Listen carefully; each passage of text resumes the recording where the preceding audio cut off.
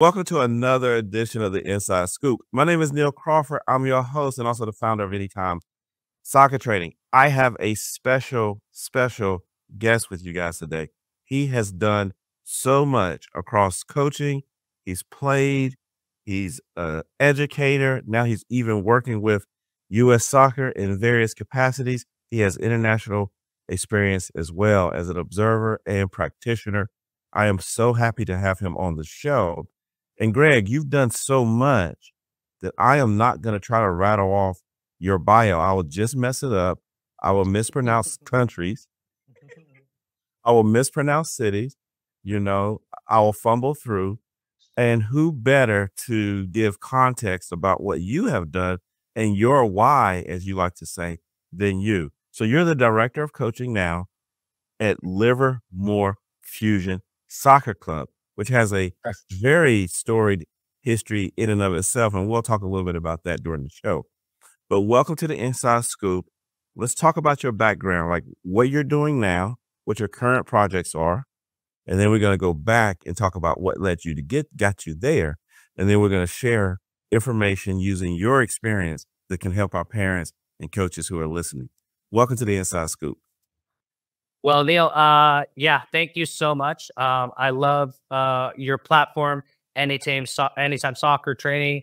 I love, all the little prompts that you put on in Facebook, and we got connected because of a basic little comment that I had, and he said, "Oh, that's an interesting perspective. Maybe we chat." So, I really appreciate reaching out. Just a little bit. I'm currently my job titles, which I have a lot of different hats, so I'll rattle them off as quickly as I can. Director of coaching at Livermore Fusion Soccer Club. That's in the East Bay. I'm from Northern California. I also work for U.S. Soccer as an educator and an educator developer. So an educator where I teach coaches, and then an educator developer where I teach directors to teach courses. So it's like one layer up, if you will. Also, I'm the president of the West Coast Soccer Association, which is the college club league that all the college clubs on the West Coast play in, right? So we just had BYU win the men's club national title. We had Cal Poly women's win the women's national title. And we've done that. I can explain a little how that started. And then also, within the capacity of the club, we have multiple tiers within that. We have a performance center. We have a gym. We have a classroom. We have our facilities, and then we have a futsal club. So we have a lot of different arms within our club. So there's nothing in this game that I haven't done. So, and if you can find something I haven't done, I'd like to try it. So that's me. So Greg, in terms of getting listeners an understanding of what's coming down the pipeline, talk very briefly, because we're going to get into the details of it, of the countries you have visited in or lived or worked in a soccer capacity, even though everything you do, even if it's not an official soccer capacity, probably overlaps with the beautiful game. So you can be very liberal in that, but we want to get a sense of countries, and I'm going to jot these down because I'm going to come back to these throughout the interview. Did you say countries or counties? Countries. Oh God, counties will take forever. Countries. Well, countries will take a while as well. The countries that I've been traveling specifically, so Brazil, Mexico, Spain, England, Belgium, Netherlands, Germany, Hungary. Let's see, soccer-wise, Hawaii, because I think it's its own country. It seems like it's a little bit different. And then I've traveled to probably 20 of the U.S. states in different capacities playing. So I'm in Northern California. We are our own state, so don't listen to what anybody says. Southern California is completely different. It's like a different world down there. Yeah, and that's great for that. I just jotted these down, and that's a good segue into the next question of, because I'm on the East Coast, um, and I'm more of a parent than anything else. I'm not as familiar with California, or even, the differences between Northern and Southern California in many respects. So let's just talk about how youth soccer is organized in California. And let's talk about how your then club fits into their quote unquote pyramid. And I want you to specifically call out AYSS, AYSO, because that's actually not very popular here, or I should say big here on the East Coast yet. Mhm. I don't think we have time to talk about the alphabet soup that is the soccer landscape in America, but I'll give it a go.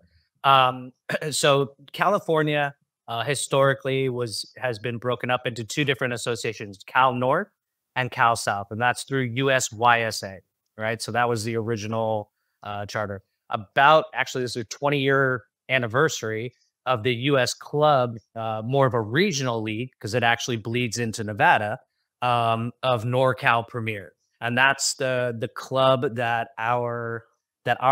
Fusion plays in primarily. It has multiple tiers and levels from we have recreational, so it stays in town. Super rec, which is So more. Greg, Oh, let me sorry. cut you. I'm gonna cut you off because we got to go to night school. So I always use my wife as the litmus. So let me go back higher level, and then I want you to continue. Let's go big picture. Big picture. We have sanctioning bodies that govern soccer in the U.S. One of which is U.S. Soccer, and the apparatus is what parents would hear. The agencies that handle that would be their respective state associations. And then because California is so large, they have two state associations. There are a few other states that have two state associations. Now, I said because it's so large, you can give me context on that. And then US club soccer, for all practical purposes, for people who worked at a charter school or understand charter schools like I used to, it's almost like US soccer has given US club soccer, and you help me with this now, the ability to function as a um carding and licensing body in and of itself. Registration system. Yeah, it's a Yes. registration system. Yeah. Okay. So that's USYSA that's operating through the various states. Then is US club soccer. And then how does AYSO fit into that? So you didn't ask if I had a whiteboard to show you the U.S. soccer organogram on how all of these different organizations associate or tier next to each other. I will say market capitalism is a main reason why the soccer landscape is so diverse, right? When you go to other countries, the federation, so whether it's the Italian Federation, Brazilian Federation, they run everything, they tier everything, they organize everything. Here in the States, because it's more decentralized, so US Soccer operates really just the national team platform program and licensing, educational licensing, and they do a lot of other stuff, but like primarily through those. All the challenges of different geographical regions of the country have different needs, right? They have different stakeholders who are in charge. And in any given, it's what you're familiar with, right? So if in Florida you're familiar with X, then you go with X.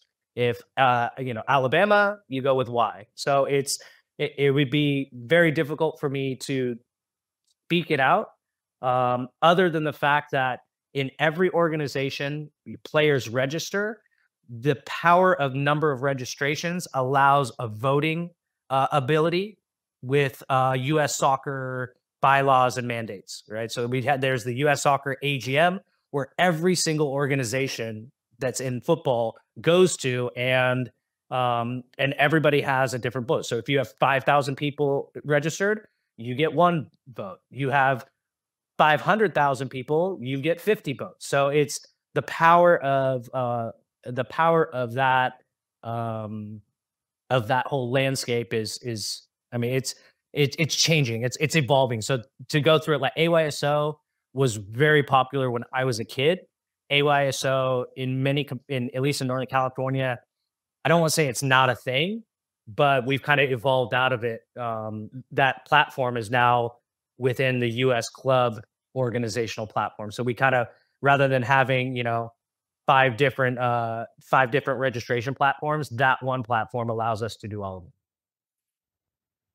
Oh, okay. I didn't know that. All right. Now, so yeah, because I don't want to, you're right. You don't want to go into the weeds of US soccer landscape because that's a course. Okay. Yes. So, but now that we've given that big picture context, how does Fusion FC fit into that? And then to add another layer of complexity to it, and then the leagues that you guys participate in, be you super clear about, are these US club soccer leagues or US Yeah. YSA leagues? How does that work? So our club doesn't participate in USYS at all. So our state association, Cal North, um, the big clubs moved away initially about 20 years ago, and then 20 years later, they have a vestigial like stakehold, but only really at the recreational level. They still have state championships, but they're very small attended. And the teams that still do attend those, it's because their charters are directly linked to USYS. So like the fields and the complexes that are linked, so they still participate in it, but it's not very big. And there's multiple reasons for that whole thing. But suffice to say, we operate, I'll call it 80% in NorCal Premier, which is a US club organization. On top of that, as a club, we look at it and we want to service every player from our environment, and we want to look and see what do they need, and then more importantly, what can we provide that will give a unique opportunity, but also fit into a spectrum. So on top of that, for our older boys and girls teams, boys we're in the Elite Academy, girls we're in the DPL. Um, we have on the boys side, we actually started up a partnership with the Oakland Roots, which is our professional team that plays in the USL Championship. And so we are an affiliate club from them. And so we operate a USL Academy team for them. So that's a kind of a selection. So and then from that, those players who are top players in our team are given those opportunities to go train and play with the professional club, but by staying local. So, we have consolidated program where it's 100% kids are in town. And then as they get older and, our reach gets a little farther. But we also want to create multiple tiers for every one of our players. There's got to be a place to play for every kid in your community, whether it's, recreational, on the street, whatever. So we try to provide that. On top of that, we run a annual futsal program. So kids who, like, we're in the futsal season, and right here, Atletico Futsal Club. This is our futsal club. So I think our logos, we have like 3 or 4 different logos under our big umbrella. And when we play in the EA and DPL, which is so the NPL. Sorry, let me backstep. So in NorCal Premier, the highest level you can have is NPL, which if you're really good in the NPL, you can promote up to ECNL RL. But that's a pro rel situation, right? So, and then it's scaffolded. So there's ECNL RL, NPL 1, NPL 2, NPL 3. So you move up, you move down based on your team and your level. So that's team specific. What we're noticing, and we're in a very competitive environment. I mean, if you're out there, Mustang Soccer Club, Ballistic United, Pleasanton Rage, West Coast Soccer Club. These are clubs that are in national championship platforms, right? The GA, MLS Next, ECNL, right? And so we're competing for our players, to try and keep them home for as long as we can, and then create strategic relationships when they're good enough. Like, I'm 100% ready to send you off to the next environment, but we actually created environments inside our system so they don't actually have to go, right? And then the last one would be, like, if they're really, really good, then, it's the San Jose Earthquakes. So the MLS Academy. And those are those players. But, that's looking at all of Northern California's best players. That's totally different. So what I've done over the last, this is year 31 of me coaching, is creating relationships and partnerships with all the different tiers of clubs, but also take the best of the best back to Livermore, and really do it for the community, right? So like it's a community club. I wouldn't say we're a performance club. Community clubs focus on the community and the kids in that community. Performance clubs are looking for the best players to make the best teams and to win championships. It is my belief that you don't need to have a performance level club until U15, U16. So if you can stay close to home and get what you need, stay close to home, because your child needs to be close to home, close to school, close to family. As soon as you start extending the time, energy, and effort to get to training, you're going to put unnecessary stress on your child to get to that environment. And there are special cases where, yeah, you just got to go, right? Christian Pulisic, yeah, you just got to go to Germany, leave, right? Like you're going to get something more there. That's different, right? But that is not the norm. That is the 0.001% of the kids that are playing this game. Yeah, I mean, I've made that argument several times where it's been in the best interest, and we know all children are different, and I'm not in the business of telling parents how to raise their children, but for my older son, who is a pretty talented footballer, I was very specific about trying to keep him in a local small club for his own development, with the understanding that eventually, yes, he would go into these, what you described, and I like that, a performance environment, but he would be mentally and physically ready for it.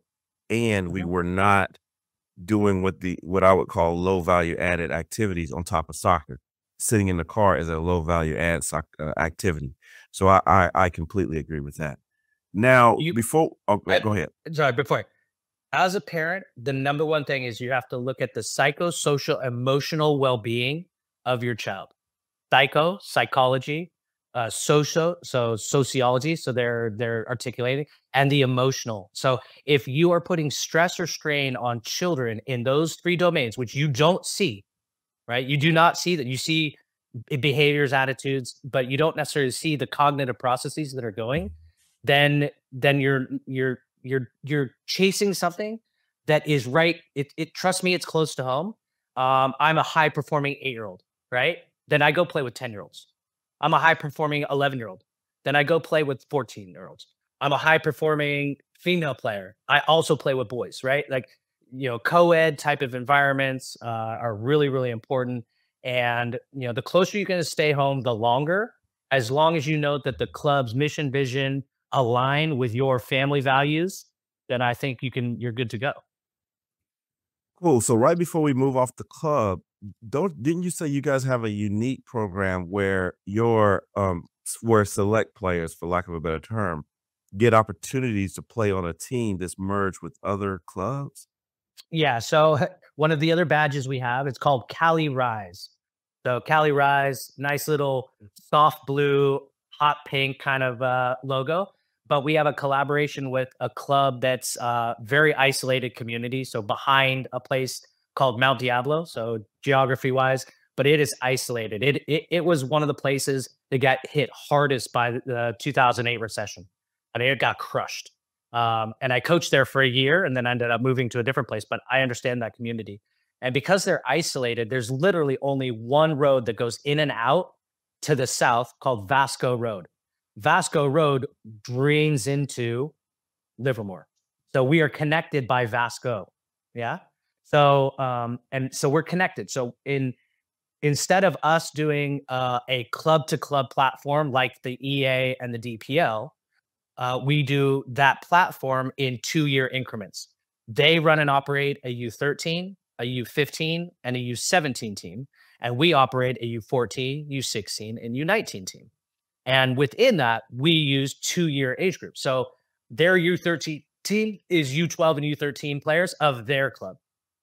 Our U14 team is U13 and U14 players of our club. So we do have the ability to share players if there's player injuries or, we just need different players, but they are separate, working under the same kind of philosophy and umbrella with this idea that this is a way we can service our kids, especially the high performance. So even if you're on a first team in a club, there's players who are at the top end who need that extra challenge. And what most parents think is they have to leave. No, we as club leaders have to identify how to do that, right? You have to push your best players harder because most of the time, they languish, right? If you're leading the mile by 3 minutes, who's pushing you? So you got to go run with faster people, right? And that's the philosophy that your club has to have. And as a parent, like ask questions and see what the answers or the responses are from your club, from your team, from your community. Because at the end of the day, those top 5%, top 10% players on a team get wins. So a coach psychologically wants to keep that player on that team because they're the one who drives the team. You remove that, right? Then your team is going to be less effective. Ergo, and then your ego as a coach takes a hit. Like we've won all these games and we lost Johnny, and now we're losing everything. And now you have mass chaos in your team, and everybody thinks we're just not good anymore. And now everybody's looking for a different option, and that is catastrophic for communities. It happens all the time, and it's something that is not necessary, but it has to be thought out. And the club should have answers when you ask them, and to go through this. But if you're a performance club, if you're a performance club and you're getting the best players, and your player isn't cutting it anymore, they'll replace you. But that's a performance club. That's just the way it is. But a community club is different. Okay, so thanks for that. And that's very interesting and very unique. And what I've always said is one of the things I enjoy about these interviews is I learn about the tapestry of U.S. soccer in the States because we're not monolithic. As a matter of fact, you called out the prompts I use in the Facebook groups. And here's a disclaimer, spoiler alert, nothing is true false. That's actually the irony. Nothing is so simple. And that's actually literally the irony of everything. Nothing is so simple. And so we use those to get the conversation rolling. And so I just enjoy reading the comments. I'll tell you right now, just like the political landscape, it's 51-49. And it depends on what side of the fence you live on. It is true and untrue at the same time. Depends on what your experience is. Everything depends on your experience, your culture, your environment. Now, I want to do a quick oral history. We're not going to spend too much time on this, but I do want to get an oral history on record of what youth soccer was like in California during the COVID era, especially considering compared to the southern states, definitely, you guys were locked down much longer than we were. So how did you as a club survive? How did that help you rethink, strategize about, what was what lessons learned came out of that horrible experience? What are you more appreciative about? And then literally oral history, like what was happening at the time, what decisions had to be made, that kind of stuff. So first and foremost, excellent question. If I was to ask you back, what is Northern California best known for? Aren't the Cal Bears in Berkeley up there? Cal Bears, yes. Where is it? Stanford? Stanford, yes. Golden Gate Bridge. I don't know what else, man. I feel like innovation. The school system has failed me. Oh, Silicon Valley, right? And in Livermore, we have a vibrant wine country. So we are innovators, and we have a really accessible source of, how to maintain ourselves. So, I would say that the COVID year, right? And interesting enough, side note, it was on my birthday, March 15th, that California shut down. I was out about, and everything shut down while me and my people are going and just celebrating the day. And so that was a unique one. But it was, I think we all thought, oh, it's going to be a week. It's going to be 2 weeks. Right. And so there was not too much stress about it. And then you see the alert or how potentially dangerous this is. And then, they made those decisions and, all of that stuff. From an administrative standpoint, very difficult to navigate that because there was so much uncertainty. But like true Northern Californians, we pivoted and we looked at it as an opportunity to innovate and survive. So PPP loans kept our club alive. All of our club coaches went down to 80% salary. So we all were able to stay and get paid. You know, this was before, you know, the stipends went in or whatever. So everybody's still getting paid. So we had to work. So how did we pivot on that? Well, we created online training. So me and a couple of other directors went to the parks here. We created all these technical videos. One of them, Ben Orsby, shout out to you. He works for the state of California now, but he cut up and edited all ththese videos. Alexis Morutois is a guy I work with, and along with it, we went through Sacramento, and we videotaped all these like guerrilla type of marketing videos for our kids, right? So we created a platform when kids could only stay inside. And then as things were starting to develop, we also leveraged the power of media platforms like Zoom.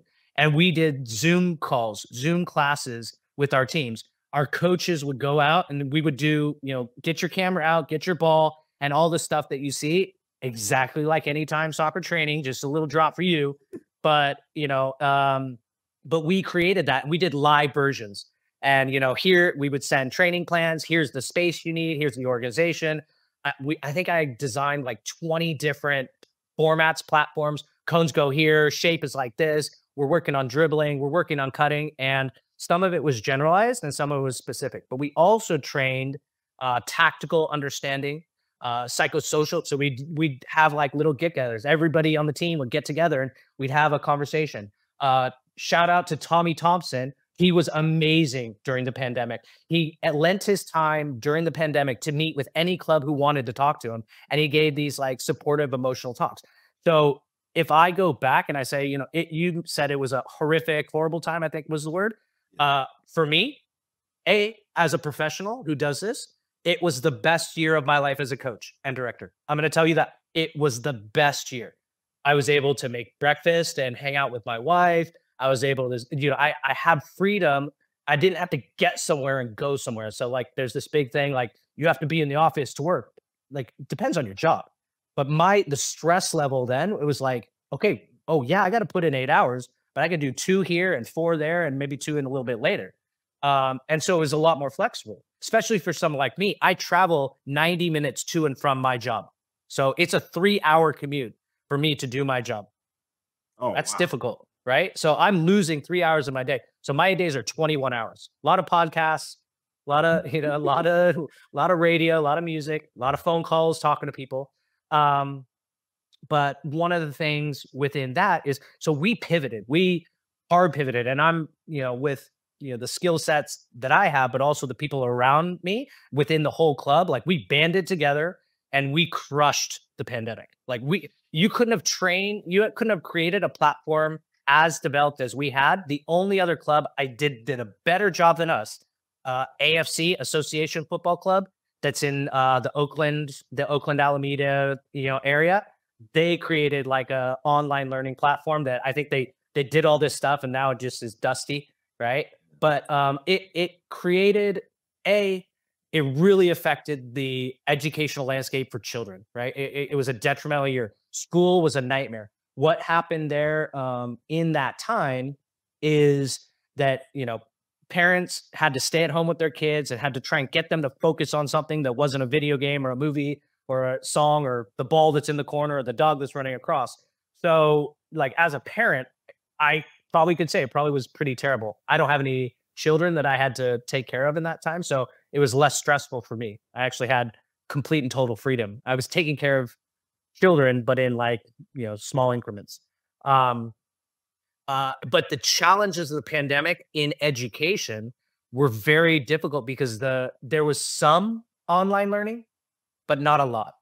Like Stanford, I think Stanford had a really pretty good program before, but what it did is it reinforced and it required everybody to learn about technology, even if they didn't know technology. And so in that way, like Northern California, it's a speed bump for us, but in places where technology isn't so accessible or so easy, it was probably like, oh, you know, I'm giving up. I'm just going to sit on the couch. But for us, it was like, oh man, opportunity. Now I got all this free time. Okay, let me do this. During the pandemic, perfect example. I got my CTE credential, so Career Technical Education credential. So now I can actually teach any sport discipline in the sports sciences for high schools. And so for anybody who has like sports med programs or anything like that in the high school systems around you, might have FFA or the energy thing. That's that same tier. It used to be ROP, so regional occupancy programs. But out of that whole thing, we look to design and develop sports science tiered stuff for players and performance. So for many people, it was a horrific time. For our club, we were extremely resilient. Again, PPP saved us. Our club was extremely supportive in creating the necessary resources to be successful. The community really, you'd have to ask our players and their families how they received it.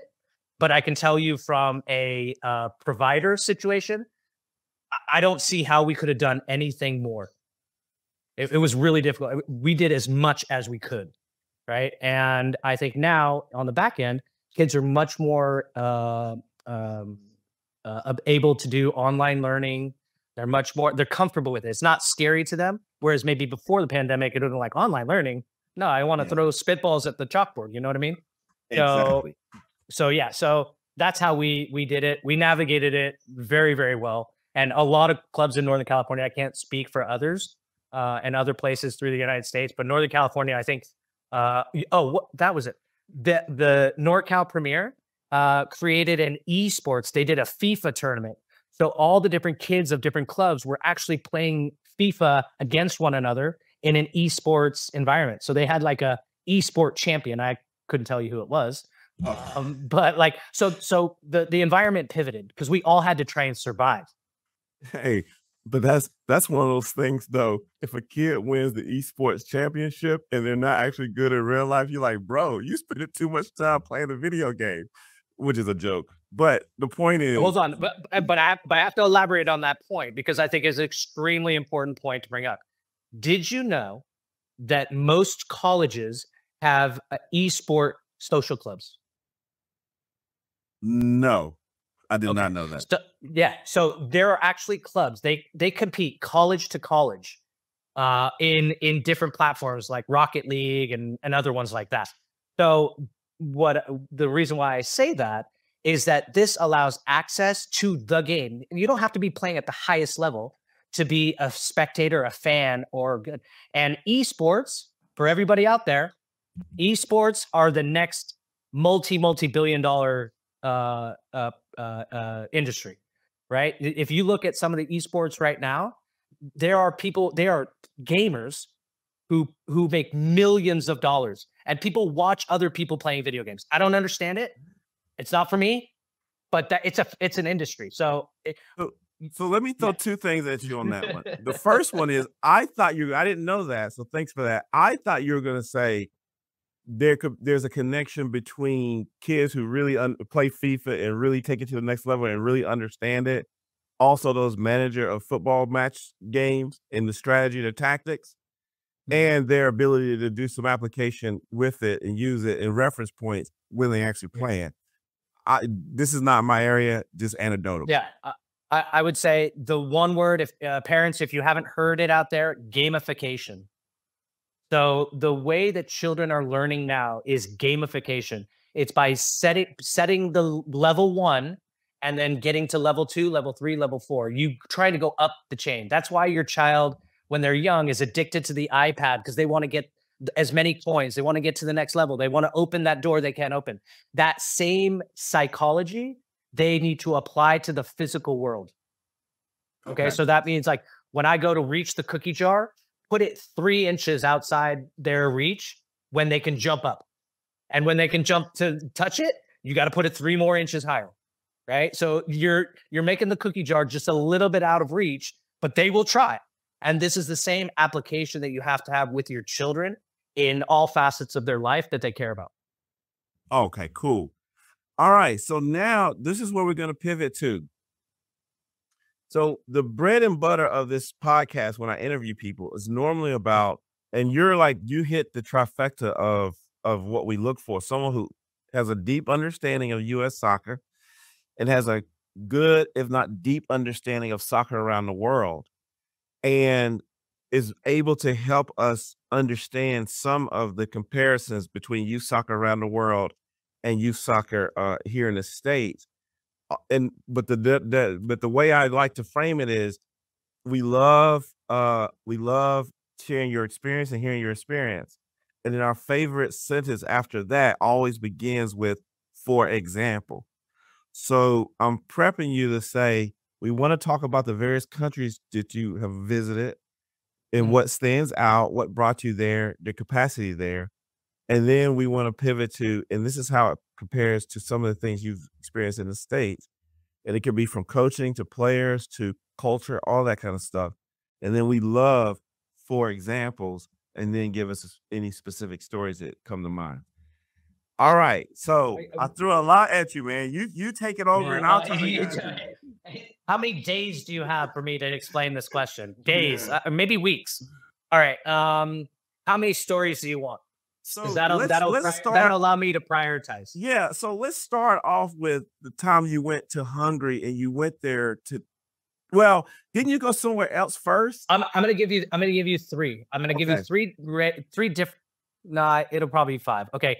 First, I came from a pretty poor family. My dad was a bankruptcy attorney, so therefore every person that was supposed to pay their bills was his client. So we worked in a barter system as a family. Like if our fence needed mending, the person that owed us money did it, and that's just how we grew up. So somehow my family was able to send me to Brazil when I was 15.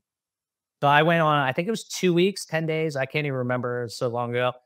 It was now 30 years ago. Jeez. So I went to Brazil with a Brazil USA connected team, right? About 80% of the team was from Des Moines, Iowa.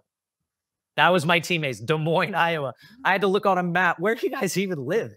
Right? I'm in California. It's different.